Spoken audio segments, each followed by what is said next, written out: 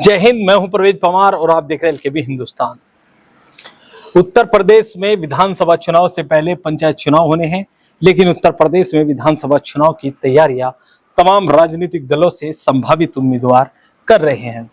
बीते दिनों देवबंद विधानसभा के ऐतिहासिक गांव मिरगपुर में समाजवादी पार्टी द्वारा पीडीए पंचायत का आयोजन किया गया और उसमें बड़ी संख्या में लोग पहुंचे थे।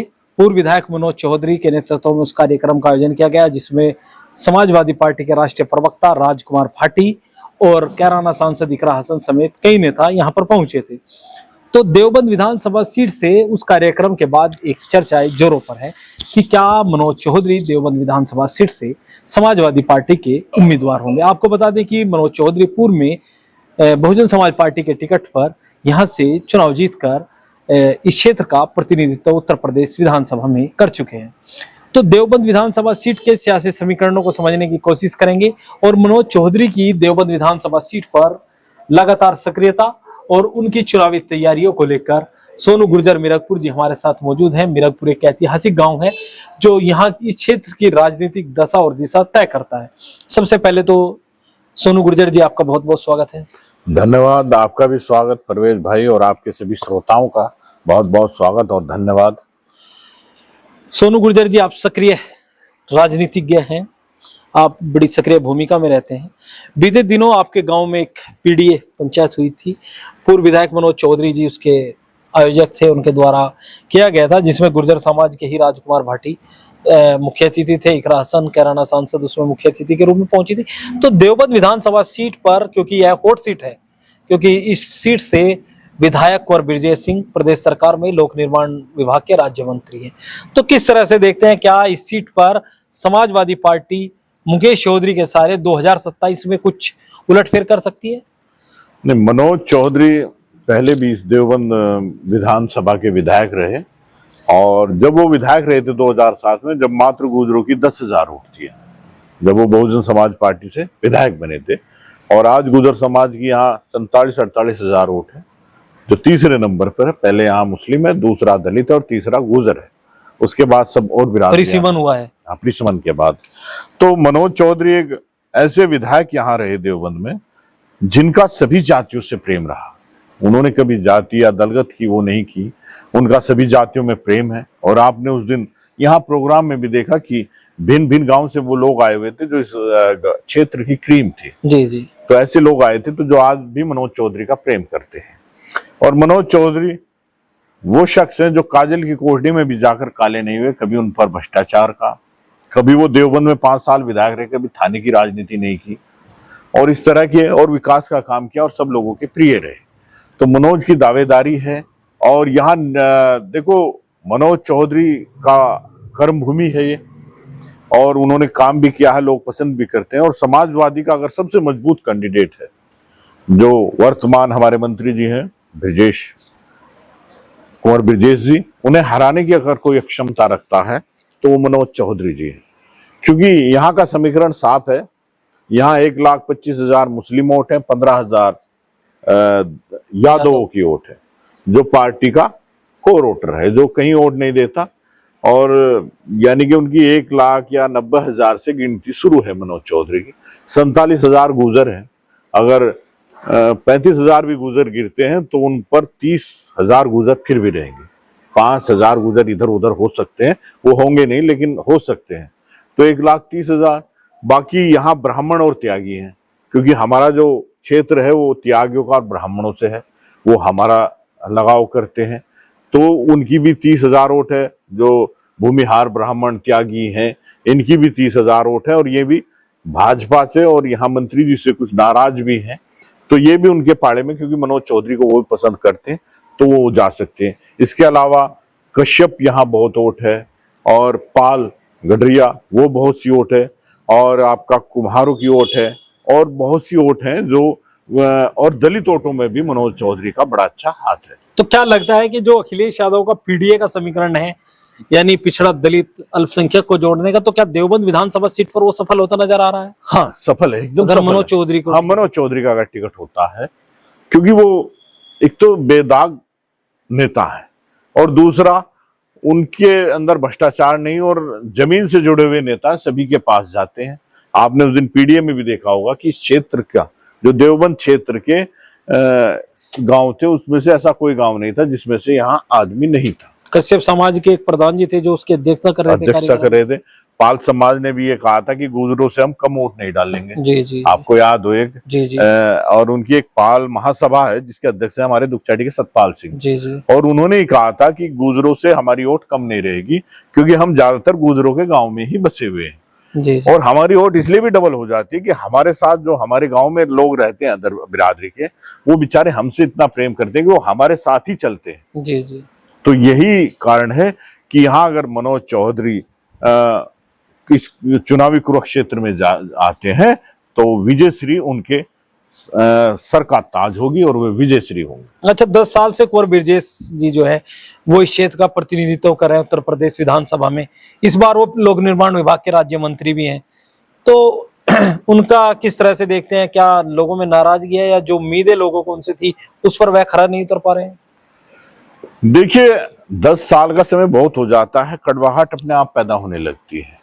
दूसरी बात, अगर आज वो विधायक हैं या मंत्री हैं, आज मंत्री हैं, कल विधायक थे, पिछले 5 साल विधायक रहे, अब वो मंत्री हैं, तो इसी गुजर समाज ने उन्हें वोट दिया था, क्योंकि 17 में हमारा कोई कैंडिडेट नहीं था गुजरों का।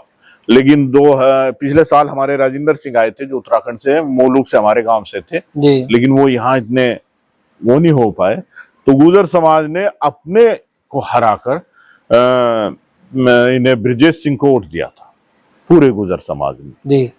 तो ये हमारे ही कारण, हमारी वोटों से ही आज तक, चाहे राजेंद्र राणा हुए, कोई भी हुआ, वो गुजरों की वोट से बना है जी। और मनोज चौधरी 2007 से 12 तक यहाँ रहे, लगभग 14-15 साल का उनका वनवास है जो इस 27 में खत्म हो जाएगा और उन्हें वो भगवान राम की तरह शासन मिल जाएगा। 15 साल का वनवास काट के मनोज चौधरी इस बार देवबंद से निर्वाचित होने जा रहे हैं। हाँ, अगर उन्हें समाजवादी टिकट देती है, उन पर भरोसा जिताती है। और एक चीज और है यहाँ देवबंद सीट में, हमारे क्षेत्र में 2 सीटें ऐसी हैं, एक हस्तिनापुर और एक देवबंद। पिछला इतिहास उठाकर देख लो, जिसने भी इस सीट को जीता उसने लखनऊ में राज किया है। आप देख लो, अभी 10 साल हो गए। मंत्रियों की सीट, राजेंद्र राणा जी भी मंत्री रहे, जब वो जीते। अब 2 साल से ये है तो भाजपा लखनऊ में राज कर रही है जी। उससे पहले राजेंद्र राणा जी थे, तब वहाँ समाजवादी सरकार थी। 2007 में मनोज चौधरी जी थे, तब वहाँ की सरकार थी। और 2005 में राजेंद्र राणा यहाँ जीते, वो बसपा और समाजवादी दोनों की मिली हुई सरकार रही, वहां सरकार बनी। और उससे पहले और बहुत से उदाहरण हैं। एक और सुखबीर सिंह पुंडीर थे, तब भाजपा का राज, भाजपा की सरकार बनी।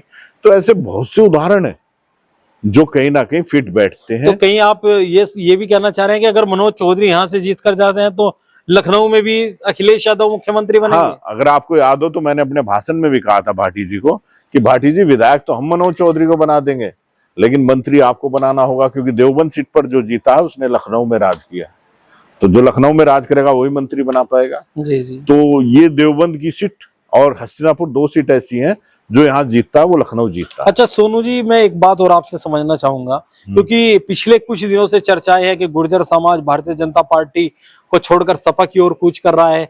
यहाँ तक कि भारतीय जनता पार्टी के बड़े पदाधिकारी है जो स्वर्गीय नकली सिंह जी की पुण्यतिथि पर आयोजित एक कार्यक्रम में आए थे, उन्होंने कहा कि जिस तरह से समाजवादी पार्टी गुर्जर वोटरों को लुभाने का काम कर रही है, गुर्जर समाज के नेताओं को सम्मान दे रही है, उससे कहीं ना कहीं 2027 में गुर्जर समाज सपा की तरफ कूच कर सकता है। कोई प्रयास अगर भारतीय जनता पार्टी कर सकती है तो कर लेना चाहिए। तेजा गुर्जर जी ने कहा था कि अगर अभी तो 1-2 हमारे नेता गए हैं जी, अगर आपने इसे नहीं रोका तो बाढ़ आ जाएगी नेताओं को जाने जी जी। तो ये दर्द है हर गुर्जर के दिल में। और मैं खासकर अपने उन भाइयों से कहता हूं जो ये कहते हैं कि भाई हिंदू धर्म की रक्षक है या वो है, तो मैं उन अपने तमाम हिंदू भाइयों से पूछना चाहता हूं जो हमें हिंदूवादी होने का ज्ञान देते हैं, क्या मेरे समाज में, गुर्जर समाज में ऐसा कोई नेता उन्हें नहीं लगा जिसे वो मंत्री बना सके, कैबिनेट मंत्री दे सके, संगठन में कोई अच्छा पद दे सके? ऐसा क्या मेरे समाज में ही कमी है? मेरा समाज जो 100 की 100 वोट उन्हें देता है। मैं अपने उन सभी हिंदू भाइयों से पूछना चाहता हूं। मैं खुद उनके साथ भारतीय जनता पार्टी में जाऊंगा, लेकिन पहले समाज को सम्मान तो दिलाए। एक राज्य मंत्री नहीं खप रहा भाजपा पे, कैबिनेट और राज्य स्वतंत्र प्रभार तो क्या हमें देंगे? अगर वो दिला सकते हो तो दिलाओ। क्या समाज की खता है? क्या मेरा समाज, जिसमें रामचंद्र विकल, बाबू नारायण सिंह जो उप मुख्यमंत्री रहे, चौधरी यशपाल सिंह जैसे लोग रहे, जिसमें हुकम सिंह जैसे मंत्री रहे, एक ये योगी सरकार जब से आई, जब से हमें मंत्री नहीं बनना, उससे पहले कल्याण सिंह, राजनाथ का आप सरकार उठाकर देखोगे तो कैबिनेट में हमारे मंत्री थे। सरकार आने से पहले नेता विपक्ष के थे, एमपी बनने से पहले बाबू हुकुम सिंह जी भारतीय जनता पार्टी के मिनी मुख्यमंत्री कहा जाता था, विरोधी दल थे नेता, मिनी मुख्यमंत्री कहा जाता था। जी। तो देखो, सम्मान सबको प्रिय है, सम्मान जहां मिलेगा गुर्जर समाज वहां जाएगा। गुर्जर समाज अब ये झुंझुना नहीं बजाएगा, अब तो वो राजनीतिक सबक लेगा। और हमें तो जाति, ये देख लो, मैंने उस दिन भी कहा था कि हम भाजपा से कोट देकर भी तन्हा रह गए, और इसने बड़े मेरे वो शेर पूरा याद नहीं आ रहा, लेकिन ऐसा ही हमने कहा था और ऐसा ही हमारे साथ हो रहा है। लेकिन इस बार देवबंद में मैंने उस दिन भी कहा था कि नाव पुरानी है, सवार भी पुराना है, लेकिन इतिहास नया लिखा जाएगा देवबंद की विधानसभा सीट पर। अच्छा, बसपा की भूमिका को किस तरह से देखते हैं देवबंद विधानसभा सीट पर? देखिए, अब बसपा तो धीरे धीरे, अब क्योंकि बसपा की जो नेता थी उसकी जगह अब चंद्रशेखर आजाद ने ले ली। वो एक क्रांतिकारी नेता है और सभी समाज को साथ लेकर चलता है। देखो, जो वीर होते हैं, बहादुर होते हैं, तो मैं उनकी कदर करता हूं। तो हमारे चंद्रशेखर आजाद हैं, जिन्हें रावण कहते हैं, भीम आर्मी के चीफ। आजाद समाज पार्टी आज वो धीरे धीरे बसपा का स्थान ले चुकी है। आप 26 इसके क्या नाम, जिला, ये ग्राम पंचायत के चुनाव आएंगे, इनमें चंद्रशेखर की और मायावती की ताकत का पता इन्हीं में चल जाएगा। क्योंकि आज वो सड़कों पर रहकर काम करते हैं। मायावती जी से तो मिलने के लिए लखनऊ जाना पड़ता है, मिले ना मिले वो भी बात अलग है, लेकिन ये लोगों के बीच में रहकर काम करना जानता है, संघर्षशील आदमी है। और संघर्षशील आदमियों का हमेशा मैं भी कदर करता हूं। जब हमारे साथ मेरठ में वो हुआ था, दादरी में हुआ था, तो विपक्ष के नेताओं में अगर कोई हमारी बिरादरी से अलग हमारे पास कोई गया था तो चंद्रशेखर आजाद गया था, और जिसने भारी रोक के बाद भी कहा था, और ये कहा था अगर ये जब तक नहीं छूटते तो बड़ा आंदोलन होगा। तो उसकी ताकत उभर रही है। और बसपा देखो, जो आज भाजपा की कठपुतली हो गई, भाजपा जितना बुलाती है उतना वो बोलती है। तो आपको लगता है कि देवबंद विधानसभा सीट पर चुनाव सपा और भाजपा के बीच होने जा रहा है? हाँ, क्योंकि अगर मनोज चौधरी जी आते हैं जी, क्योंकि मनोज चौधरी आज इस देवबंद के पहले से ही रचे बसे हैं, सब लोग वो जानते पहचानते हैं। और फिर इस बार वनवास भी खत्म होने वाला है उनका। जी जी। अब क्या सारी उम्र उन्हें ही वनवास रहेगा, हम गुजरों को ही वनवास रहेगा?